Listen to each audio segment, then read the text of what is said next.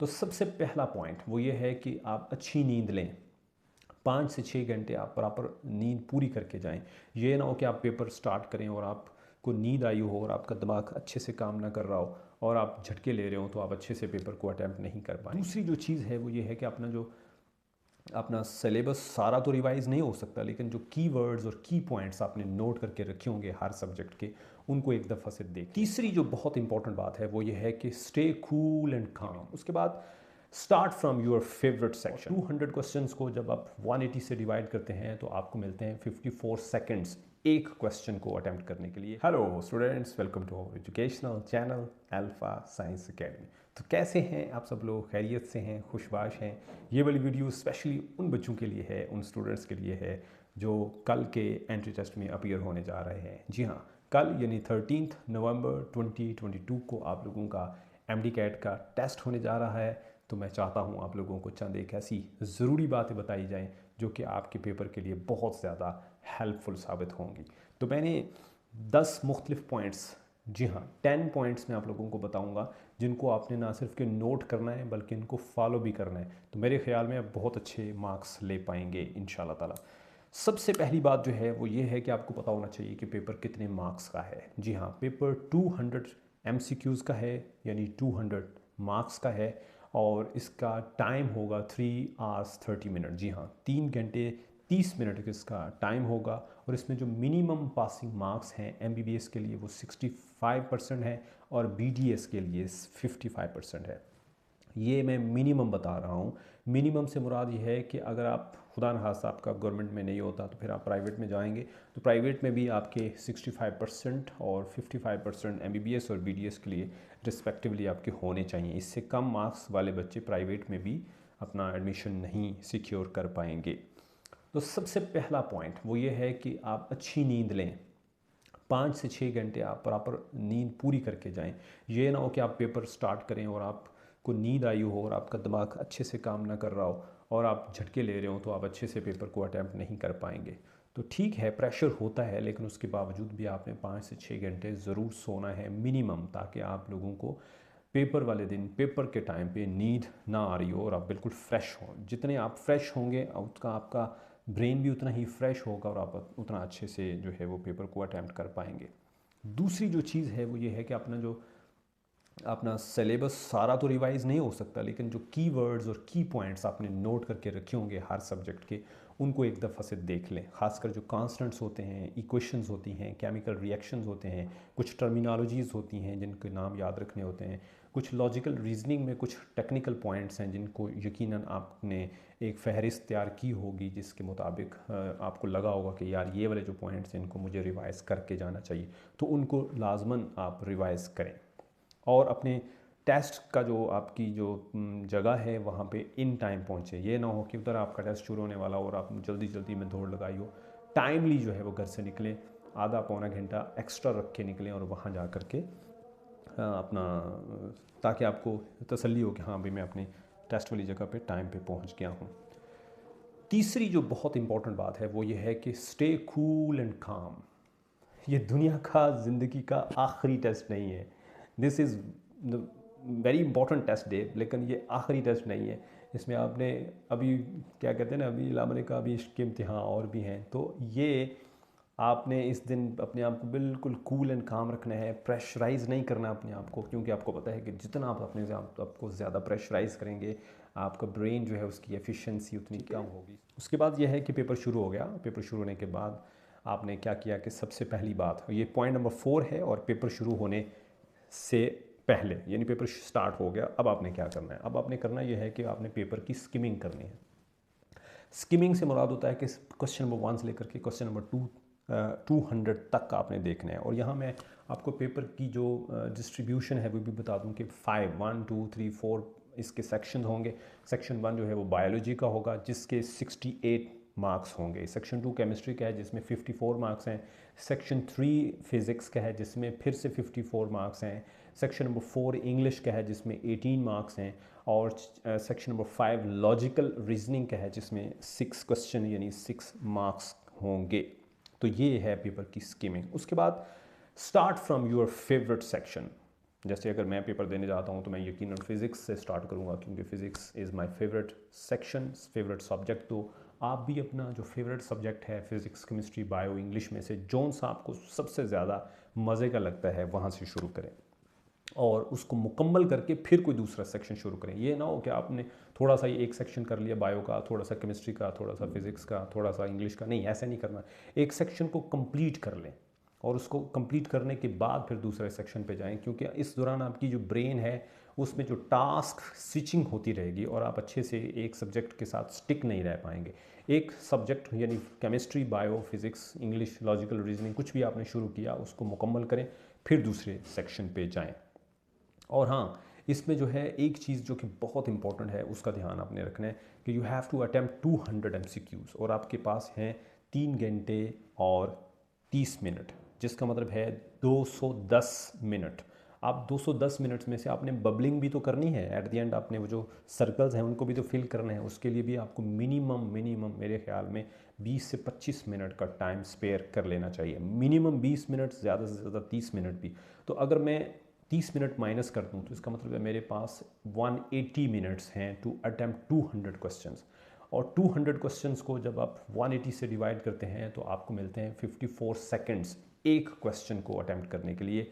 You have 54 seconds. तो इसका आपने बहुत ध्यान रखना है कि आपने टाइम बहुत ज़्यादा नहीं लगा देना। अच्छा, उसके बाद क्वेश्चंस को पढ़ें, एक दफ़ा पढ़ें, 2 दफ़ा पढ़ें। अभी ABCD ऑप्शंस पे ना जाएं, क्वेश्चंस को पढ़ें। ABCD ऑप्शंस अभी नहीं पढ़नी, क्वेश्चंस को एक दफ़ा पढ़ा फिर पढ़ा, और जो इसमें जो कीवर्ड्स हैं उसको अंडरलाइन कर लें, जो मोस्ट इंपॉर्टेंट पॉइंट्स हैं उनको अंडरलाइन करें, फिर ऑप्शंस पे जाएं ABCD पे। और फिर जो, हाँ, ये ना हो कि आपने A ऑप्शन पढ़ी और उसी को टिक कर दिया, नहीं, हो सकता है B ऑप्शन करेक्ट हो सकता है C या फिर D, इसलिए ऑप्शंस को गौर से पढ़ें और जो सबसे बेस्ट है उसी को सिलेक्ट करें। उसके बाद है स्किप कर दें डिफ़िकल्ट क्वेश्चंस को। ये रूल नंबर 8 आपको बता रहा हूँ कि जो डिफ़िकल्ट क्वेश्चंस हैं उनको स्किप कर दें। स्किप करने से फ़ायदा ये होगा कि आप एक ही क्वेश्चंस के साथ अगर आप जुड़े रहेंगे, स्टिक होकर रहेंगे, तो आपका बहुत ज़्यादा वक्त ज़ाया हो सकता है। और आप जो इजी क्वेश्चंस हैं, जो आपको आसान क्वेश्चन लगते हैं, उनको जल्दी से अटैम्प्ट करें। उनको जल्दी अटैम्प्ट करने का फ़ायदा ये होगा कि आपके पास कुछ टाइम बच जाएगा, और वो जो टाइम बच जाएगा, आप 54 सेकंड्स का एक आपके एक MCQs को करने के लिए हैं, आपने 30 सेकंड्स में कर लिया, आप किसका मतलब 24 सेकंड्स आपने बचा लिए एक क्वेश्चन में से। वो जो सेकंड्स हैं वो आप डिफ़िकल्ट जो क्वेश्चंस होंगे उसके लिए यूज़ कर सकते हैं। और यहाँ एक बात बड़ी इंपॉर्टेंट बताता चलूँ कि आपके पेपर में 20% MCQs यानी 20% क्वेश्चन बिल्कुल आसान होंगे, 60% जो क्वेश्चन हैं वो मॉडरेट होंगे, ना बहुत आसान ना बहुत मुश्किल, जबकि 20% क्वेश्चन ऐसे होंगे जो कि ईजी नहीं होंगे, जो कि टफ़ होंगे, हार्ड होंगे, मुश्किल होंगे। तो आपने ईजी और मॉडरेट क्वेश्चंस में से टाइम को बचा लेना है। सेकंड की यहाँ अहमियत होगी, और वो टाइम जो आप बचा लेंगे वो आप डिफ़िकल्ट और हार्ड क्वेश्चंस के ऊपर जो है वो स्पेंड कर सकेंगे। एक चीज़ वो बहुत इंपॉर्टेंट है, क्योंकि इसमें नेगेटिव मार्किंग नहीं होती है MD कैट के पेपर में, लिहाजा आपको सारे के सारे क्वेश्चंस अटैम्प्ट करने हैं। 200 ओवर 200 आप क्वेश्चंस अटैम्प्ट करके आएँ, कोई क्वेश्चंस आपने नहीं छोड़ना। उसके बाद जो है कि रूल नंबर 9 ये है कि आपने, जैसे मैंने पहले बताया, कि आपने टाइम बचा लेना है। मिनिमम 20 to 25 मिनट्स आपने बचा लेने हैं। किसके लिए? आपने आंसर शीट के ऊपर जो सर्कल्स हैं उनको फिल करने के लिए, बबल्स, उनको बबल शीट कहते हैं, उसमें बबल्स जो हैं उनको फिल करने के लिए आपको टाइम बचाना है। और हाँ, एक काम जो कि बहुत ज़रूरी है वो ये है कि आप पहले अपने 200 क्वेश्चंस को कर लें, फिर आप बबल शीट की तरफ जाएं। आप ये ना करें कि आपने एक क्वेश्चन किया, फिर बबल शीट फिल की, फिर दूसरा किया, फिर बबल शीट फिल की। ऐसे करने से आपके ब्रेन में स्विचिंग होती रहेगी 2 डिफरेंट टास्क्स के दरमियान। तो आपका ध्यान जो है, आपकी अटेंशन और आपका फोकस जो है वो स्प्लिट हो जाएगा 2 मुख्तलिफ जगहों पे। तो ऐसा मत करें। आप जो है पहले पेपर को अटैम्प्ट कर लें, अपने सारे 200 MCQs को अटैम्प्ट कर लें, और याद रहे आपके पास लास्ट पे 20 से 25 मिनट मिनिमम होने चाहिए आपके बबल शीट को फिल करने के लिए, मिनिमम 20 मिनट होने चाहिए।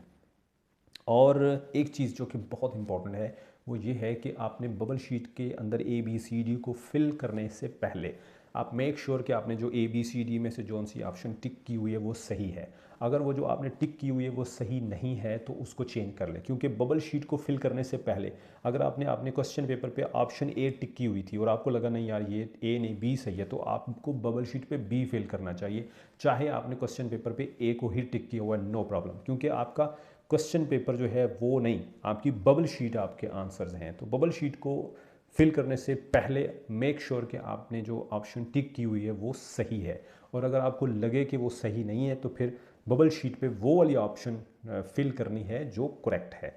इससे कोई फ़र्क नहीं पड़ता कि आपने क्वेश्चन पेपर के ऊपर कौन सी ऑप्शन को टिक किया हुआ था। ओवर राइटिंग और कटिंग नहीं करनी, यानी ये इसलिए बता रहा हूँ कि आपने बबल शीट में से A को फिल कर दिया और आपको बाद में लगा हो ये बी सही था या C या D में से कोई सही था, तो आपने उसको भी फिल कर दिया। ऐसा नहीं करना, जो एक दफ़ा फिल कर दिया उसी को रहने दें। आप अगर सही है तो सही है, गलत है तो भी गलत है। और हाँ, एक चीज़ जो कि बहुत इंपॉर्टेंट है वो ये है कि बच्चे पेन ऐसा लेके जाते हैं जिसकी निब जो है, जिसकी ये जो नोक है, सिक्का है, वो बहुत बारीक होता है, और वो बबल जो है उसको फिल करने में, एक बबल को फिल करने में 1 मिनट लगा देते हैं। भाई इतना टाइम नहीं होगा। कोशिश करें कि आप एक ऐसा मार्कर लेके जाएं जो कि मैं कहूँगा कि ऐसा पेन होना चाहिए आपको जिसकी नोक काफ़ी मोटी हो। मैं अगर पेपर देने जाऊँगा तो मैं तो बोर्ड मार्कर लेके जाऊँगा और उसको बस एक दफ़ा ऐसे ज़ोर से प्रेस करूँगा, और या उसको एक दफ़ा ऐसे करूँगा तो वो फिल हो जाएगा। तो हाँ, फिल करते दौरान आपने बबल को खाली भी नहीं छोड़ना और बबल से बाहर भी नहीं जाना, इन चीज़ों का भी ध्यान रखना है। बेहतर यह है कि आप बॉल पेन ही यूज़ करें, और बॉल पेन भी आपकी वो होनी चाहिए जिसकी नोक काफ़ी मोटी हो, ताकि आपको बबल फिल करने में ज़्यादा टाइम ना लगे। लास्ट 10th पॉइंट जो कि बताने लगा हूँ, और वो ये है कि अननेसेसरी जो इंटरफेरेंस है उससे आपने बचना है। ना आपने किसी से हेल्प लेनी है, ना ही किसी को हेल्प देनी है। आप किसी को हेल्प दे करके अगर उसके मार्क्स को बढ़ा रहे हैं तो याद रहे एट द एंड अगर 1 नंबर उसका ज़्यादा है तो वो उसको सीट मिलेगी और आपको नहीं मिलेगी। मजाक कर रहा हूँ, लेकिन ये है कि फिर भी आपने अननेसेसरी जो हेल्प है वो ना किसी से मांगनी है और ना ही किसी को बार बार हेल्प करनी है, क्योंकि इससे आपका वक्त ज़ाया होगा और आपका फोकस और जो अटेंशन है वो डिस्टर्ब होगी और आप अच्छे से अपने पेपर को नहीं कर पाएंगे। आखिरी बात यह है कि ये ज़िंदगी का लास्ट पेपर नहीं है, ये अभी आपकी जो कैरियर है उसका आगाज़ है।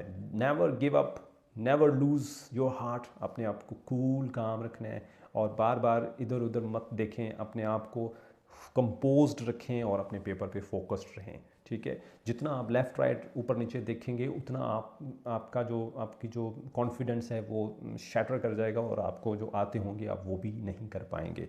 सो मैं यही कहूँगा कि आपने यकीन रखना है, believe in your self and believe in Allah Almighty. आप इंशाल्लाह ताला अच्छे मार्क्स लेके आएंगे। तो ये चंद एक ज़रूरी बातें थी जो मैं आप लोगों को बताना चाहता था।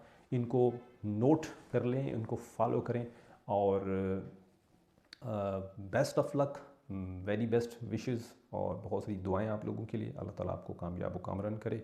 इसके अलावा अगर आपको कुछ पूछना हो तो आप इसी वीडियो के कमेंट्स में आप अपने क्वेश्चंस पूछ सकते हैं।